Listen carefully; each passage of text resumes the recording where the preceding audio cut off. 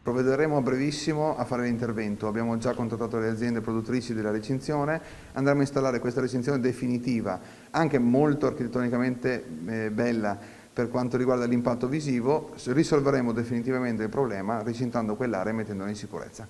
L'assessore dunque assicura che la ragnatela di reti e transenne che avvolge la chiesa di San Giuseppe Lavoratore al Mercato Nuovo verrà sostituita con recinzioni più decorose. Un intervento che si è reso necessario per impedire il bivacco di drogati e sbandati nei pressi del luogo sacro. Un provvedimento triste, ma necessario perché svilisce il progetto architettonico di questa chiesa dallo stile post-conciliare che aveva fatto dei percorsi di accesso e di sosta al Tempio il suo tratto distintivo di socializzazione, reinterpretando l'antico nartece. La socialità dunque viene impedita ai cittadini perché è sopraffatta dai comportamenti degradanti di pochi.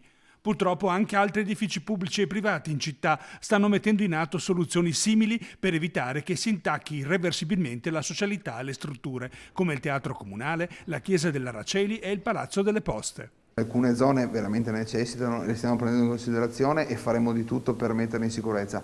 Altre purtroppo non sono zone che possono essere recintate anche per ovvi motivi e lì serve uno sforzo ulteriore delle forze dell'ordine dove non è competenza del comune per risolvere queste problematiche.